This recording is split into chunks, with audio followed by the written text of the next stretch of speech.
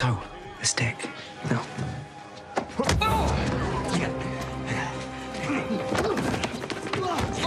Wait, leave him, let him have it. Oh, give me it. All right. Don't ever question me again. Beat it. So, the stick. Go to hell. A follow-up to the abracadabra hit, Now You See Me, hits theaters this weekend. Now You See Me 2 stars Jesse Eisenberg, Woody Harrelson, Dave Franco, and Daniel Radcliffe. For his take on this movie and other new releases this week, I want to bring in film critic Richard Crouse. Good morning, Richard. Nice to see you. I always feel bad when we talk about sequels and I can't remember the first one. Well, it's like, oh. The biggest magic trick, this is a movie about magic, and Right. the biggest magic trick here is that they actually made a sequel to a movie that virtually Nobody nobody remembers remembers. from about 3 years ago. And it's not a bad movie. I didn't love it when it came out. I had to look up my review to remind myself what I thought about it, frankly. Turns out I like the sequel a lot better than I like the Really? original. Really? So this is kind of like Ocean's 11 if Penn and Teller had directed it. You have the four horsemen, these four magicians, who are kind of magicians and thieves. They steal from the rich to give to the poor, kind of like a Robin Hood with a magical twist. They've taken some time off since their last big heist. They're back together to create some havoc, and they get wound up and tied up with a very bad man played by Daniel Radcliffe.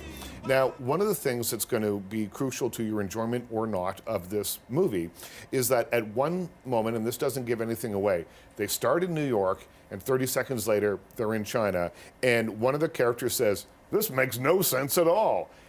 Damn right it doesn't make any sense, and if you can embrace that, you'll probably enjoy the rest of this movie. Okay. If not, you're going to be going, there's going to be a lot of eye rolling. Okay. And in all the people that you just mentioned, because Michael Caine's in here, Jesse Eisenberg. Great cast. Forgot to mention Lizzie Kaplan. She's fantastic in this. She's a real spark plug. I liked her. So it's a 3.5-star movie for me. Okay, this next movie, a little bit scarier.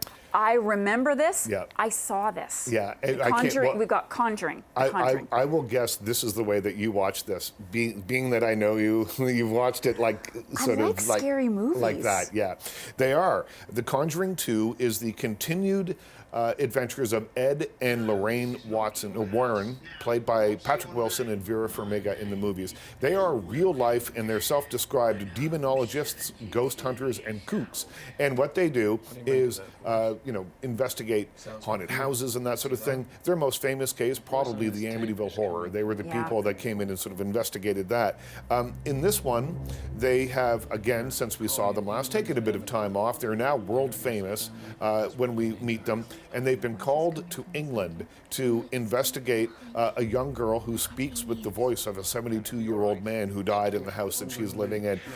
If that creeps you out, That scares there me is already. so much more stuff in this movie that will make you watch the movie like this. It's long. It's about half an hour too long, probably, but it's creepy. It takes its time, builds tension. I like this movie, so for me, it's 4 stars. I am sold. Okay, Warcraft. Well, on the other hand of the scale. And then there's Warcraft. And then there's Warcraft. And, I love Duncan Jones. The director made a movie called Source Code that I really liked, another one called Moon that was fantastic. He's David Bowie's son, and I only mention that to place it in context because he is a talented man all on his own. He has taken a very popular video game and blown it up large on the big screen here.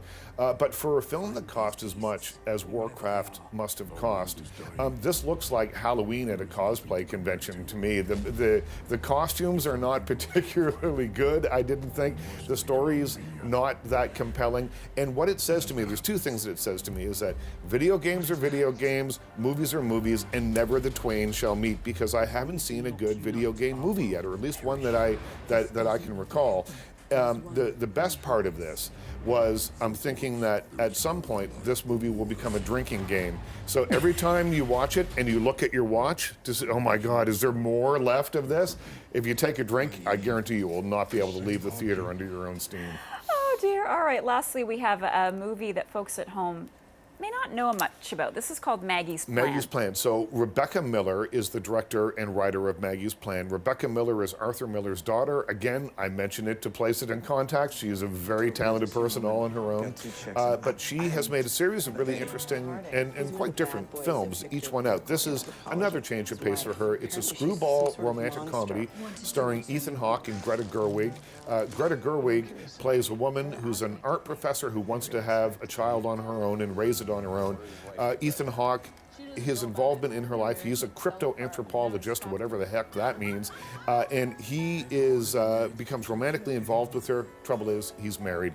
There's that dynamic going on. I loved this movie because Greta Gerwig, I call her the great Greta Gerwig, because she has the ability to make everything that she does on screen seem like it's the very first time that she's ever done it. It isn't, of course. They rehearse these things. It's all planned. It's filmmaking, very precise.